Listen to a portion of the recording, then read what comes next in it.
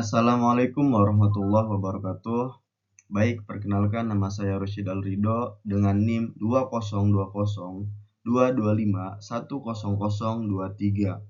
Nah, pada kesempatan kali ini, saya akan menjelaskan terkait daripada Text Analytic Tools yang kita bahas dalam mata kuliah Knowledge Management. Secara definisi, Text Analytics Tool adalah perangkat lunak yang dirancang untuk melakukan information mining dari konten yang bersifat tidak terstruktur.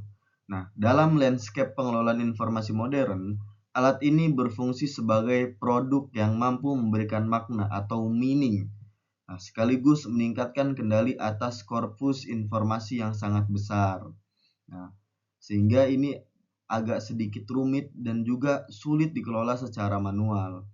Nah, sebelum mengimplementasikannya, organisasi harus memahami terlebih dahulu cara kerja alat ini agar dapat memutuskan kapan dan di mana solusi analisis teks ini benar-benar dibutuhkan.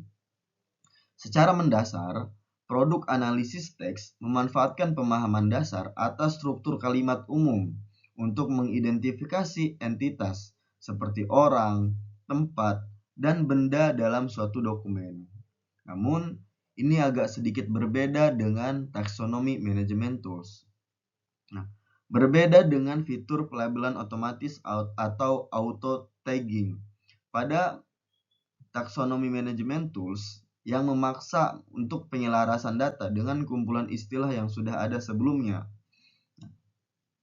Text Analytic Tools itu sendiri tidak melakukan hal tersebut.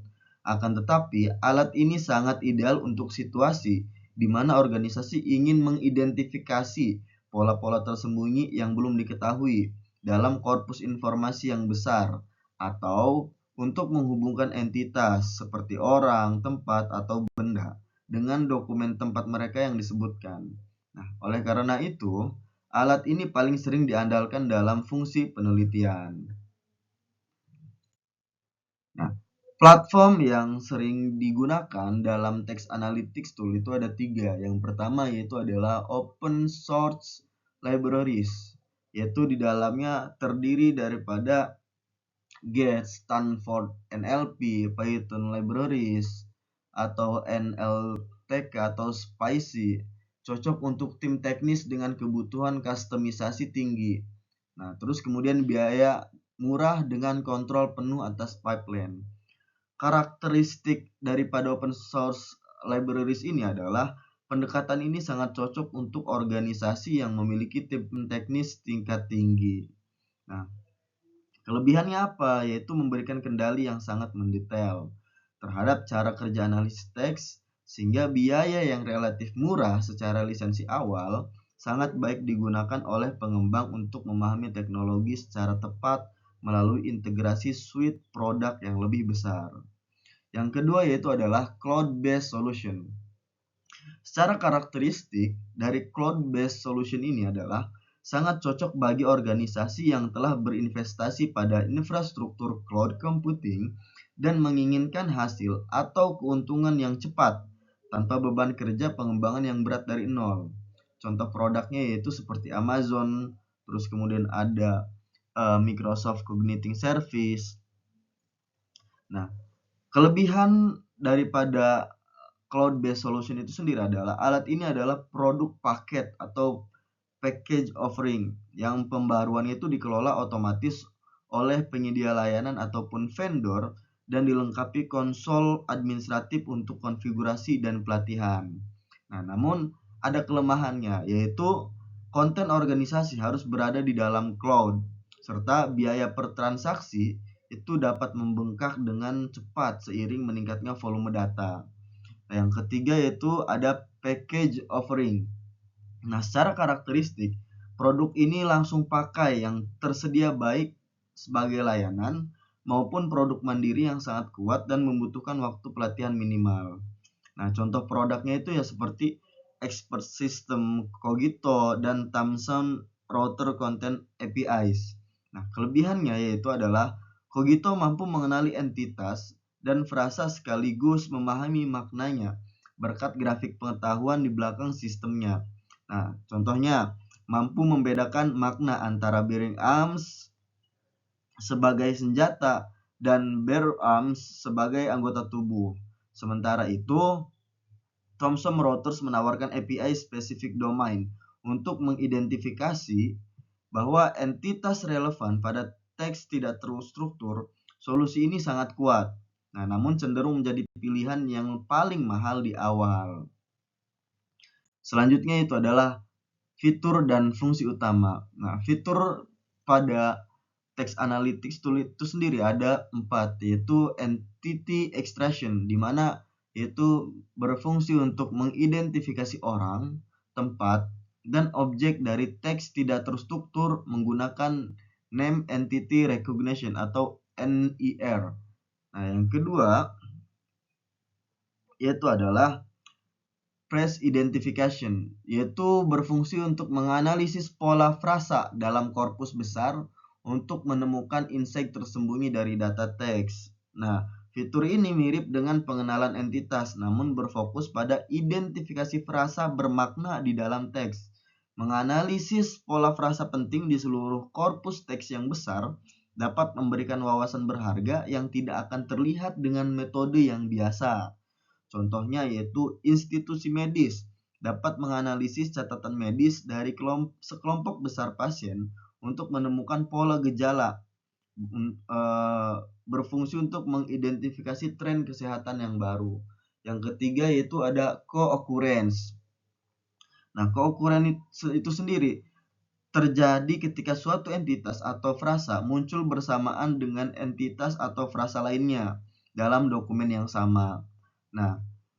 Jika hal ini sering terjadi, analisis teks tool ini yang baik akan merekomendasikan bahwa kedua entitas atau frasa tersebut saling berhubungan berdasarkan frekuensi kemunculan bersama mereka. Yang keempat yaitu adalah sentiment analysis. Fitur ini membaca teks dan mengidentifikasi apakah muatan emosi dari teks tersebut bersifat positif atau negatif. Analisis sentimen ini merupakan tugas yang sangat sulit dilakukan oleh akurasi tinggi dan membutuhkan banyak penyesuaian. Dua tantangan terbesar dalam analisis teks yaitu adalah pertama ada sarkasme, yang kedua yaitu ada ambiguitas kata. Lalu yang selanjutnya yaitu adalah entity extraction. Entity extraction itu sendiri merupakan proses identifikasi orang, tempat, dan benda dari sepotong teks yang tidak terstruktur yang cakupannya itu sangat besar. Di era grafik pengetahuan dan kecerdasan buatan atau AI saat ini, ekstraksi entitas adalah kemampuan paling krusial untuk meruntuhkan sekat-sekat informasi yang tercipta oleh dokumen. Alat ini menganalisis struktur kalimat untuk mengidentifikasi kata benda subjek dan juga objek. Lalu menariknya, keluar daripada sebagai kandidat entitas. Hasil ekstraksi ini akan disajikan dalam bentuk daftar entitas yang dilengkapi dengan confidence score atau skor kepercayaan yang menunjukkan tingkat kepentingan entitas tersebut terhadap teks yang dianalisis. Aplikasi kemudian menggunakan informasi ini untuk menghubungkan entitas di berbagai dokumen dan mengukur kekuatan hubungan tersebut secara otomatis.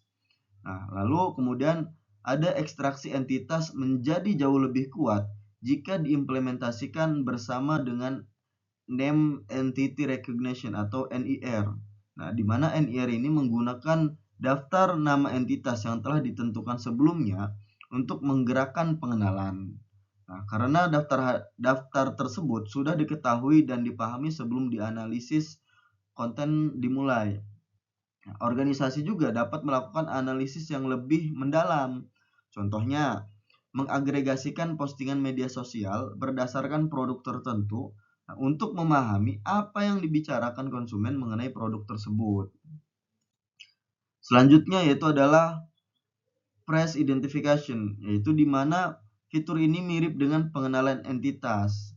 Namun ada 2 poin dalam phrase identification ini. Yang pertama adalah analisis pola frasa dalam korpus besar memungkinkan sistem menemukan ekspresi yang sering muncul bersama, membantu mengungkap pola tersembunyi dalam data teks yang tidak terstruktur. Nah, contohnya yaitu analisis catatan medis untuk mengidentifikasi pola gejala dan juga tren kesehatan. Nah, insight tersembunyi yang tidak dapat ditemukan dengan pencarian kata kunci. Yang selanjutnya ada co-occurrence, di mana entitas atau frasa yang muncul dalam dokumen yang sama akan dianalisis frekuensinya. Sistem akan merekomendasikan hubungan antar entitas berdasarkan pola kemunculan bersama tersebut. Nah, kemudian ada machine learning yang terus belajar dari data baru untuk meningkatkan keakurasian. Nah, co-occurrence digunakan dalam auto tagging konten dan taksonomi manajemen secara otomatis. Selanjutnya yaitu ada sentiment analysis, di mana berfungsi sebagai mengidentifikasi muatan emosi dalam teks positif ataupun negatif. Nah, kesulitan utamanya adalah ketika ada sarkasme dan ambiguitas kata seperti malleable yang bermakna berbeda tergantung konteks kata tersebut. Nah, kalibrasi sistem sangat penting sebelum mengimplementasikan agar hasil yang telah dianalisis itu akurat. Sentimen analisis yang tepat itu mendukung pengambilan keputusan bisnis secara berbasis data. Selanjutnya itu adalah social media mining. Itu ada 2 poin, di mana yang pertama yaitu analisis reputasi dan juga produk. Ini berfungsi sebagai komentarnya di media sosial untuk dianalisis menggunakan Name Entity Recognition atau NIR dan sentimen analis untuk mendeteksi tren positif atau negatif terkait produk dan merek yang sedang kita pasarkan melalui sosial media. Nah, manfaat bisnisnya apa? Yaitu yang pertama untuk penyesuaian produk secara proaktif, terus kemudian optimasi pendapatan, dan juga respon cepat terhadap isu reputasi berdasarkan data secara real time. Lalu ada call center analysis, di mana ada 2 poin, yaitu analisis komunikasi pelanggan. Nah, analisis call center ini atau chat dan juga email pelanggan ini mengidentifikasi pola masalah dengan menggunakan name entity recognition dan juga co-occurrency untuk deteksi diri. Manfaat operasionalnya yaitu adalah untuk mendeteksi masalah lebih awal, terus juga untuk meningkatkan kepuasan pelanggan dan mengoptimalkan respon tim dukungan secara proaktif. Selanjutnya itu ada knowledge graph creation, yaitu berfungsi sebagai ekstraksi entitas untuk membangun knowledge graph secara otomatis. Nah, memungkinkan seperti chatbot dan pencarian alami itu memberikan jawaban langsung kepada pengguna. Nah, manfaat utamanya adalah untuk menurunkan biaya dukungan pelanggan, terus juga untuk meningkatkan produktivitas dan kepuasan karyawan, dan data internal dan eksternal itu bisa terintegrasi. Nah, masuk ke slide kesimpulan dan juga penutup. Nah, kesimpulan daripada text analytic tools itu sendiri adalah bahwa masing-masing fitur ini yang telah saya jelaskan tadi adalah fitur ini memiliki nilai tinggi ketika diimplementasikan secara independen. Namun, ketika fitur-fitur tersebut dikombinasikan, organisasi dapat memperoleh wawasan yang sangat kuat di seluruh informasi. Nah, di seluruh informasi yang tidak terstruktur, baik yang bersifat internal di dalam organisasi maupun eksternal melalui media sosial atau repositori konten lainnya. Nah, barangkali itu yang bisa saya jelaskan terkait daripada text analytic tools. Kurang lebihnya mohon maaf. Wabillahi taufiq wal hidayah. Wassalamualaikum warahmatullahi wabarakatuh.